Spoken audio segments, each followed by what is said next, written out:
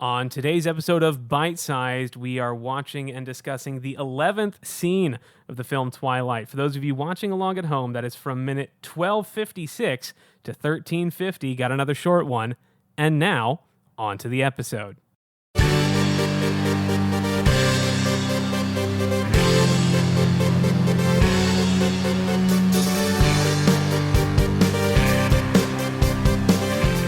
Hello and welcome to yet another episode of Bite Sized, the Twilight Review Podcast. If this is your first episode, my name is Ben Aber. I am your host. I am watching the Twilight movies one scene at a time in chronological order, arguably the worst possible way to do it. Every week I question more and more why I chose to do this. Every week I also have a guest with me. They have not seen all of the movie scene by scene like I have. I send them anywhere from 30 seconds to 3 minutes of the movie with no other context, and then we discuss that and only that. Speaking of guests, I have a guest today. Someone I've wanted to have on the show since before I even started, but it didn't seem like it was going to be possible for a while. She is a comedian, a sales trainer, a future diplomat if things go well. Alyssa Bailey, welcome to Bite Sized. Thank you. I'm happy to be here. Bailey, it's so great to have you here. I've been wanting to have you on for a reason that we'll talk about in a few minutes, but you don't live in Chicago. You happen to be in Chicago this weekend. I'm thinking about getting guests who are not in Chicago and we each record our own. That sounds complicated. There's no tools right now for remote conferencing, so really it'd be a lot of legwork. No, the world has not figured that out. No, look, it's there. It's just inconvenient for me, and therefore I'm trying to avoid it. How's your weekend going? How's Chicago treating you? It's great. I've eaten at a couple of my favorite restaurants already, which is crucial. Strolled by my old apartment, had a small cry. Doing great. Sure. You want to name drop any restaurants? First Slice. They have multiple locations. Coffee braised pork burrito, incredible. I love Goddess and the Baker. They have a sunrise burrito I had. Those are two of my faves that can't miss. Nice. I've already hit in 2 days. All right. Let's get into the meat of the episode. I'm going to start this interview the way I start every other interview, which is by asking you, Bailey, what is your history with the Twilight franchise? Ooh, I think I read the first book in college. Someone gave it to me, and I did not know that it was set in Washington State, which is where I grew up. Yeah. Not in the area that the book is set, but Western Washington. I grew up right by the Canadian border, and so I was delighted to be like, oh, a place I know. Yeah.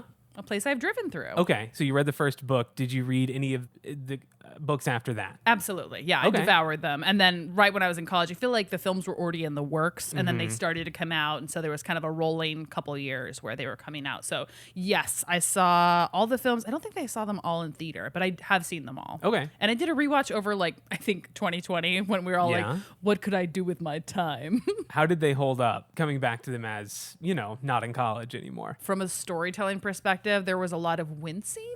Okay. I think from an from acting you or from the performers? From me. Okay. Well, maybe both. Maybe they really winced and it tagged me, but also I think from the acting capabilities of some of the actors, I was like, oof. But you know what? It was nostalgic in a way where I was like, oof. But also I had to watch all 4. I couldn't stop halfway. All 5. Oh my gosh. How what shameful. An embarrassing mistake here on this Twilight podcast. Cut it, Ben. Cut it. Don't let me be ashamed. No, Ben, leave this all in. And I'm saying that not as a note to myself. I'm saying it to my editor, who is also named Ben. Our mutual friend, Ben Oxher. Ben's on Ben's. It's Ben's all the way down on this podcast. Let's dig into why I had you on this show.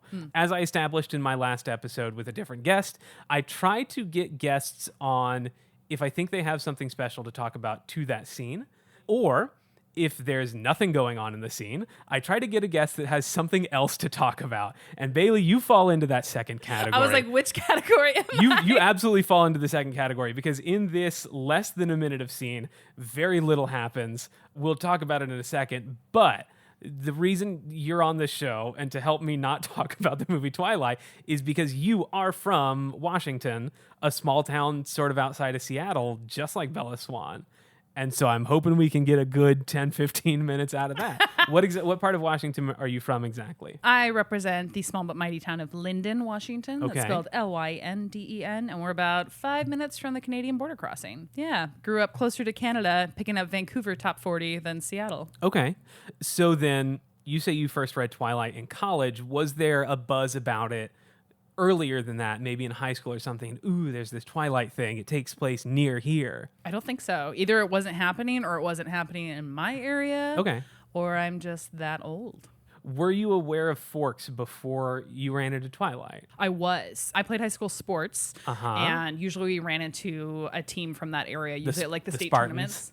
Yeah. Yes, I truly think I saw, I think the Forks guys play at the state tournament. I think they played my high school guys basketball team when we were also there. There's that from a sports perspective, and then also secondary. I was in a high school biology class, as close to AP as we had at my small school. Yeah. And we drove through Forks. Really? So, yes, it was On your way to somewhere else? Or? On our way to La Push, which is mispronounced. La Push, baby. It is not La Push. Like, Ben, you're like at least a quarter French somewhere, Creole. Like, yeah. you cannot say it La Push. It's, Okay. It's like saying La Tortilla. Okay. It's just wrong. I did not know it was Le Push. Yes. I mean, that's how my teacher pronounced it, and he was at least 70. So I feel like he's got something on Stephanie Myers. I really only know it from, I didn't know it was French. I knew there were some French settlers in that area, but I just know it from this movie where they say La Push. Push. It's La Push, baby. But now that I know, I will say it obnoxiously French, Le Push. I can't wait for someone to call in and correct you and be like, no, it's La Push, and here's why grammatically. But I'm telling you, I will only say La Push and La Push only. What were you going to Le Push for? Our biology class, like that was one of two Yeah. trips. Like that class was like the senior bio trip. Like you go okay. out to And the shore, we would hike, we would like For look at animals? Or- yeah, okay. all the different tide pools. Okay, got it. Different ecosystems there. And then the other one was you go and like hike of a big mountain. So the other direction. So then when you watched the movies, were you like, I know that? Or were you like, that's not really Forks? Did you recognize any locations? I mean, Washington in general has, I think, the cloudy, overcast, gloomy vibe. Uh-huh. It could have been literally anywhere, like on the coast. I Yeah. do think. I mean, it looked like a Washington or Oregon beach, which Okay. is not somewhere you'd ever want to lay out. Like we're here for like the tide pools Yeah. and the misty Brigadoon vibes. We are not here to get tan on those beaches. So No, that's very it looks true. familiar, but not in a way that I'd be like, well, that's unmistakably Forks. Is Forks/Washington in general accurate as depicted in Twilight? What are the similarities? What are the differences? We do drink Rainier beer. I really Okay. appreciated that when I saw it. I was like, accurate. Someone did some like research. Yeah. Small towns, I would say everybody knows everybody. Like the idea that Charlie, her dad knows everybody, and they went to high school together, and then people break up and move away and come back. I think that's very accurate to a small town in the Pacific Northwest. It's probably accurate to many small town vibes, Yeah, but yeah. that rang very true for me. The fact that you can easily get from like school to like home, like that's very small town, and the fact that the drive is like pretty much just trees, that's pretty Pacific True. Northwest. Pretty accurate. You said it's gloomy and sort of overcast all the time. Does the movie actually look like Washington does? I think it amps up the Instagram filter, but Bailey, that's the blue bell. Congratulations. In 11 episodes, you are the 10th guest to mention how weird the color is in this movie. And I did kind of guide you towards that. thank you for setting me off and then That's the thing. terrifying me. My blood pressure. That's the thing. Before we started recording, you asked if there was anything specific I wanted you to say. And I said that there was one thing, but I wasn't going to tell you. That was it. Great, we did it. And it took a little nudging, but we got there. Yeah, the we're a blue team. bell, fan favorite. Yeah. Is Washington actually that blue, or did they just sort of turn it up a little bit? It's definitely turned up. There are some incredibly unreal colors, like at Ross Lake, Diablo, like which are from deposits, so the water can be an incredibly blue-green color that just doesn't seem real. Sorry. But I do think some of the gloom is dialed up, but it can be that foggy. It Okay. can be that gloomy. It can definitely feel that way, even if it might not photograph that way. Well, there you have it, listeners. You heard it here first. Forks can indeed be as blue as it is in the movie. Have you been to Forks since the movies came out? I have not, no. Okay. I had an experience in college. I remember telling someone I was from Washington. Oh, yeah. Did And anyone even- ask you about it? Even before I got the word ton out, I was like, yeah, I'm from Washington. And she was Uh-huh. like, oh, you're from Forks? And I was like, it's first of all, no. Also, it's such a small place. Yeah. Like, No one's for how from big? Forks. Nobody's from Forks. Uh-huh. Like, obviously, maybe 1,004 people are from Forks. Yeah. And the fact that she was like, yeah, odds are you're talking to me, you must be from Forks. I was so shocked. You were closer than anyone we've had on the show, though, by a long shot. Wonderful. Maybe one day we'll get someone who's actually from Forks. Even if you get someone from Seattle, I think they'd technically be closer than I was as far as Yeah, because driving. Linden is sort of about Up by as far Canada. north as Forks is south, I think. How far is it drive from Seattle? Seattle to Linden? Yeah. 2 hours north. Okay, so maybe a little farther. But hey, you've driven through it. You've actually been to Le Puche. I remember seeing the sign when I drove through, and now when you see the sign, they have like Home of Twilight, like vampire things. And I was like, it definitely, I don't recall seeing any of that when we drove through. I remember someone saying Forks, and in my brain, I was like, oh, the sports place we always play at State. And that was it. And I blink and you miss it. So cool. You knew about Forks before it was cool to know about Forks. Yeah. Way before. Yeah. Influencer. Yeah. You can throw that around a little bit if people ask you about Twilight. Just say you're from near Forks. Technically, not a lie. Yeah. I guess. Yeah. Near is a relative term. Yeah, absolutely. I think we've avoided it as long as we can. Let's talk about the clip we watched today. Nothing happens. Bella's sitting on her bed, talking on the phone to her mom, who is in a garage. Hey, baby, so listen, if spring training goes well, we could be moving to Florida. Please insert $1.25 for an additional 3 minutes. Mom, where's your cell? Okay, don't laugh. I didn't lose my power cord. It ran away. Screaming. I literally... Repel technology now. I miss you. Oh, baby, I miss you too. But tell me more about your school. Now, what are the kids like? Are there any cute guys? Are they being nice to you? Well, they're all very welcoming. Uh-oh. Tell me all about it. It doesn't even matter. Yes, it does, honey. I have homework to do. I'll talk to you later. Okay, I love you. Me too. At the very end, she has a little memory flashback of Edward's eyes. That's about it. Nothing happens in this scene. That's true. It does feel like a bit of a nothing burger. I do think it Bailey, you just accidentally said, and you would have no way of knowing this because it's not out yet. You just accidentally said the title of last week's episode. I thought you were going to say the title of like your next podcast. No, we are Burgers. on some insane time-spanning mind meld synergy here that you and my last guest have now used the word nothing burger to describe the scene they got. There's something in this chair, I swear. I guess so. What it makes me think of is just it highlights the distance between Bella and her mom and the reticence to tell someone how difficult or wonderful or hard that is. Yeah. As somebody who has lived away from their parents and gotten that kind of question, I think you're like, you know what? I'm not going to get into it. There's another question I was going to ask right there. You've traveled around a lot. Did you have, you've lived in places as different and far apart as South Korea and Oklahoma. That is correct. About as two different places on God's green earth as you can get. What's it like being that far from your family? Did you relate to Bella at all? I think in that scene, you relate to, do I want to get into it? You know, when your mom's like, how's it going? Any cute boys? Are the people nice to you? Like, you just kind of have that brief moment where you're like, do I want to get into the whole thing? There's so many layers of context, so I'll have to explain to my mom. Especially when you're an angsty high school teenager. Yeah. And I was like, have I ever held my old school cell phone up to my mouth like that? Probably. In the age before smartphone speakerphones. That honestly is how I still talk on the phone to this day. A lot of people do. Yeah. Well, my phone's old and the ear speaker isn't so great anymore. That's fine. You got to put it on speaker and talk into the end like you're an old man. I also think I love that her mom says the like phone cord ran away. Do you remember when phone chargers like were so different? I used to work at a phone store and you would open up this like for lack of like a binder, like a Lisa Frank binder full of like 100 different phone chargers. The worst. And now we're all just like, lightning, USB-C, end list. I still lose my phone chargers. Right, but you could borrow one from a friend. In that day and age, you really couldn't borrow another one from a friend and expect it to work. Like, you would be lucky if it worked. I don't know, maybe. I feel like there was a certain, as long as you didn't have, well, I don't know. Now I'm stuck thinking about my old pre-iPhone phones and what. Right. And the first Twilight movie came out in what year? 2008. Okay, so that's pre-iPhone. I think just barely pre-iPhone. Barely, but enough to be the Charger book was very much a lived reality. Yeah, I guess so. Around 2008, I feel like most phones were on the micro USB kick. They're most popular by far out of all of them, but still a lot of different ones. Yeah. If you can hear some meowing, listeners, there's a cat who wants to let us know she has a fish in her mouth. That's Lala. For the listener, I have 3 cats. And Lala likes to walk around screaming about the fact that she has a fishy in her mouth. Maybe she has an opinion about this scene. Maybe. Lala, do you want to come talk about Twilight? No, okay. Then let's you and I keep talking about it. Sure. Do you repel technology like her mom does? No, I do not. Okay.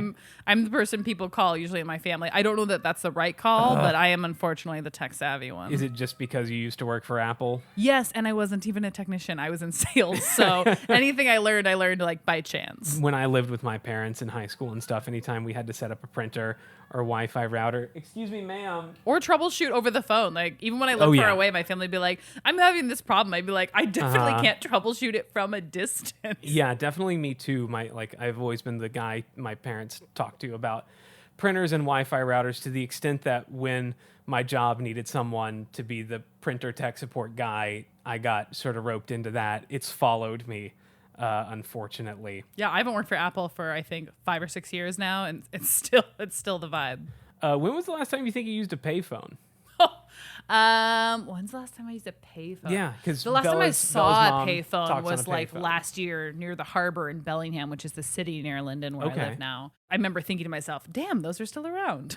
They are. For sure. The last time I used one, Yeah. I think if I had to guess, I want to say like when I was in 7th or 8th grade, I went to a summer camp and my parents gave me a phone card. Do you remember phone cards? Yeah. Yeah. So a prepaid phone card so you could call home without calling collect. So Okay. I feel like that was likely because I think my family had to be 16 or my brother and I had to be 16. I think the rule is broken for younger siblings. But It always is. We had to be 16 to get a cell phone. So I would say probably around that like 8th grade age. I remember going to a camp and using a prepaid card. Yeah, I think for me it would have been basically the exact same situation. Maybe 6th grade, summer camp, payphone. We just called collect. Yep. Yeah, that's really the only time I've ever used it, and I don't know that I've seen one since then. Do you remember calling collect and having to say your name and be like waiting for that pause and be like, Alyssa? yeah.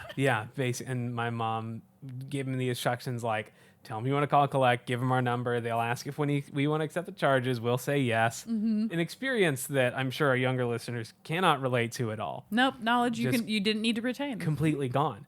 But she calls from a payphone. And the payphone's like in the garage. It's in the garage. Do you think they get like a government subsidy for having it in the garage? Just be like, I don't know. Or like I've been to mechanics. She's calling from the road because their car is getting worked on.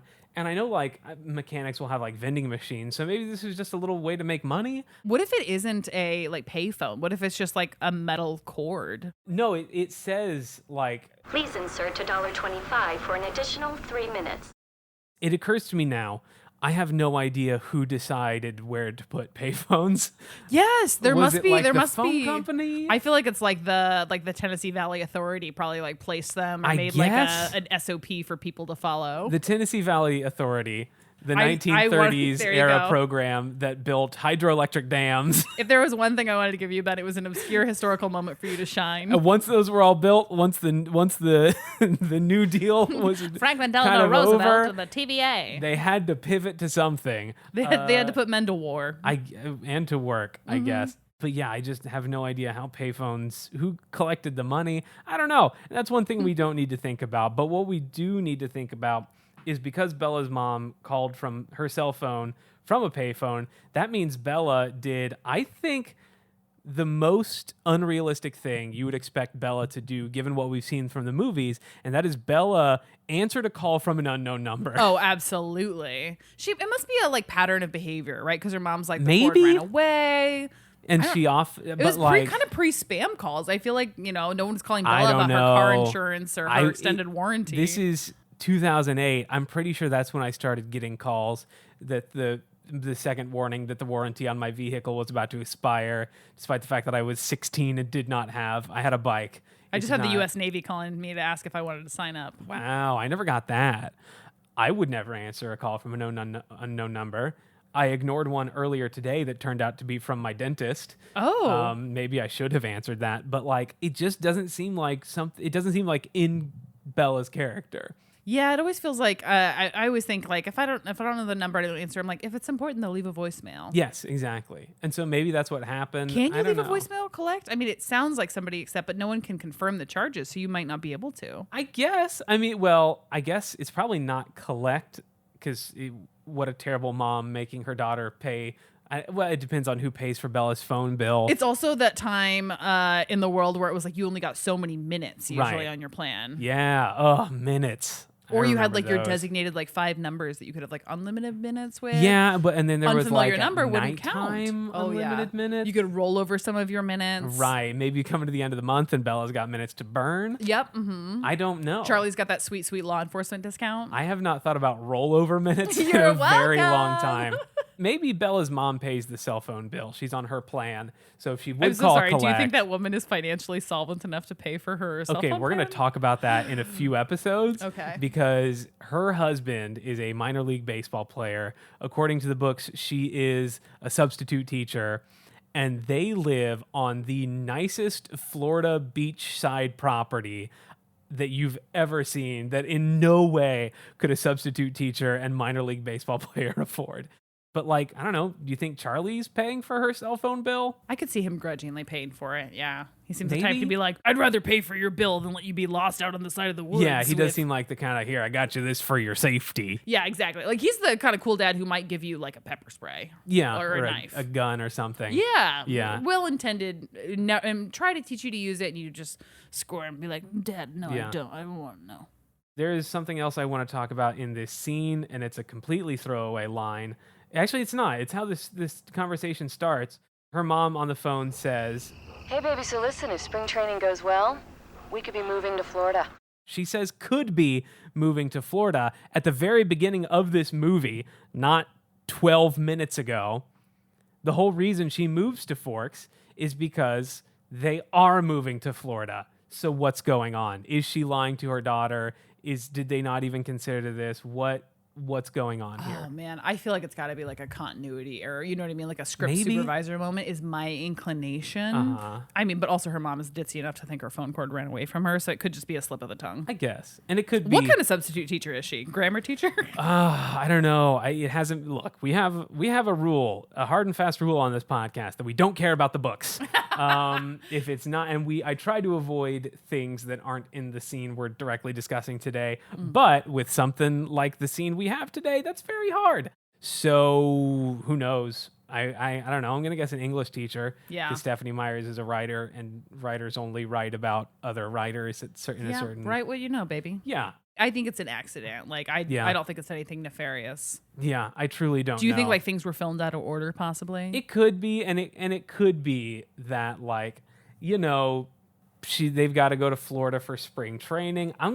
One of these days I'm gonna get super into the nitty gritty of this guy's baseball career. Oh yeah. But it could be that they're going to Florida for spring training, maybe temporarily. There's no guarantee he'll get a spot on whatever. Do you know what the major league team is? Do you know other teams other than the Astros? Or are you Astros Yes, only? I'm a big baseball fan, and I know that they're going to Jacksonville, which has a AAA team. Oh. Hold on, I'm going to look this up. They're currently called the Jacksonville Jumbo Shrimp. The Jumbo Shrimp. I know. That's incredible. That's right up there with the Banana Slugs from USC. That is pretty great. They are the AAA affiliate of the Miami Marlins. So maybe if things go well, when she says we'll move to Florida, she just means moving from Jacksonville, Florida, is it to Miami Miami, Marlins, Florida. or is it like Florida Marlins? It used to be the Florida Marlins. It's now the Miami Marlins. They wanted that alliteration real bad. I guess. And there's, another Florida team in there, so they can't take it all. The Jacksonville Jumbo Shrimp.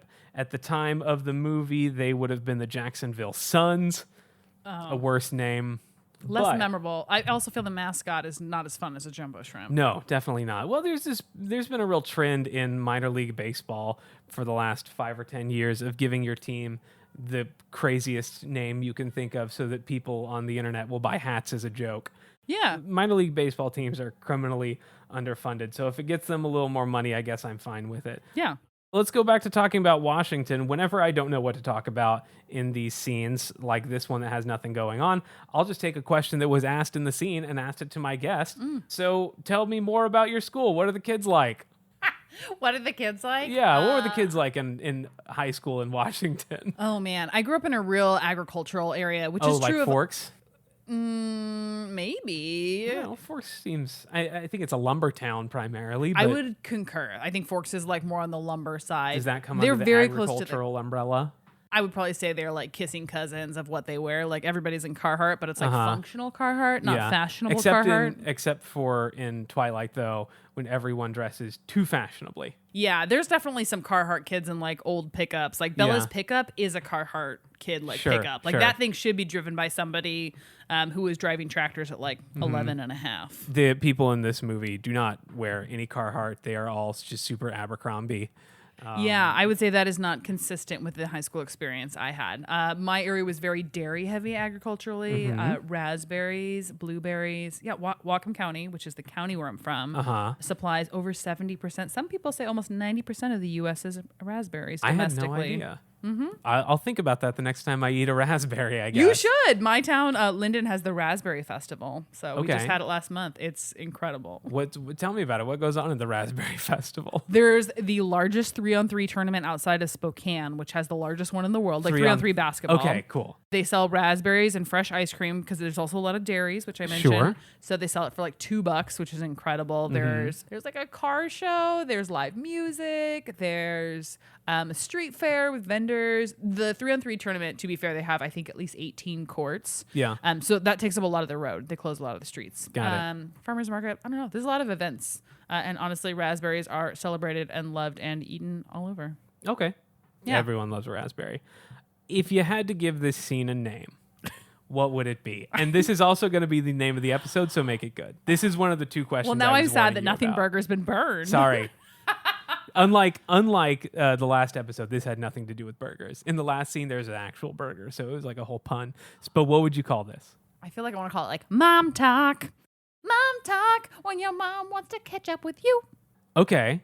Mom Talk is when your mom thinks you're having girl talk and you're like, Mom. Yeah. I think you do have to sing it, though. Mom Talk. Mom Talk, when your mom wants to catch up with you. That should be the new theme song of this show. Hold on, pick a note, Ben. Let's harmonize and we'll sing it. Okay. Oh, no, now I feel wary about it. Oh, I had the harmonies ready to go. Did That's you really? fine. Yeah, Should I just sing my thing Yeah, again? do the same note exactly like you just did.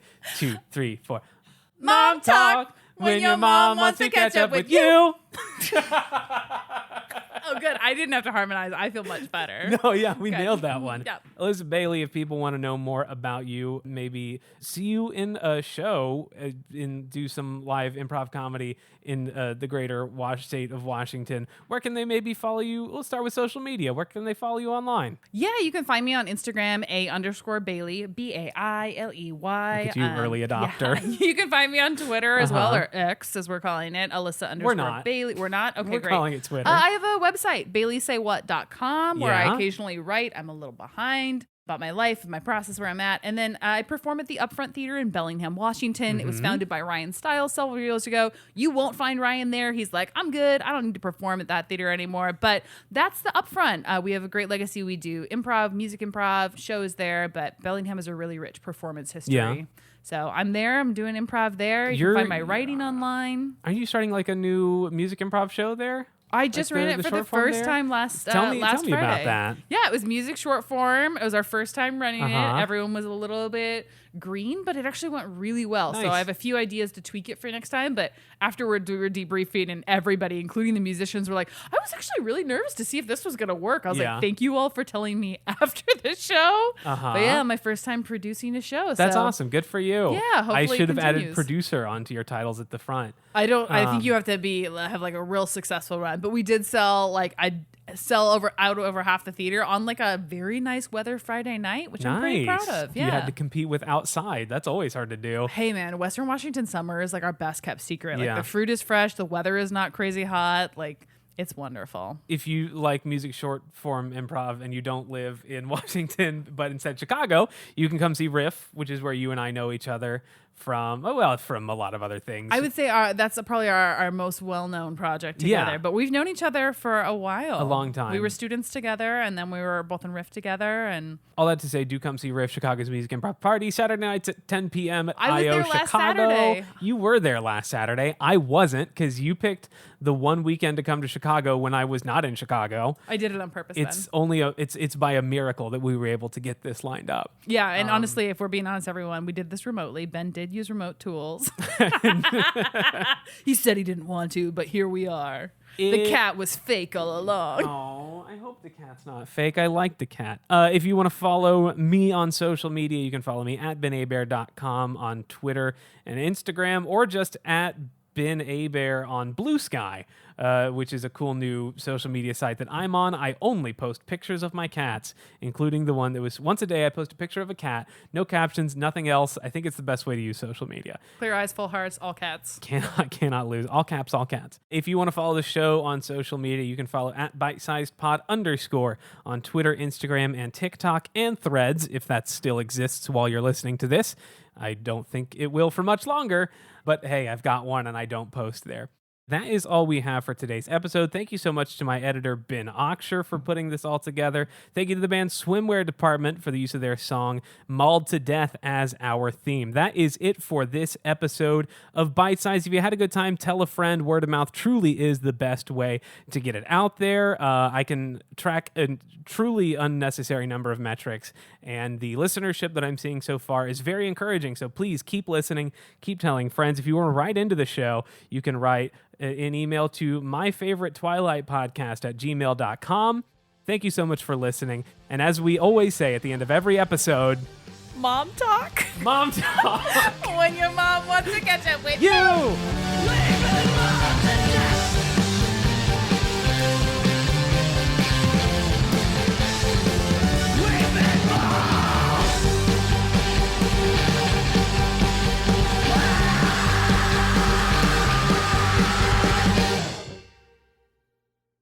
Please insert $1.25 for an additional 3 minutes.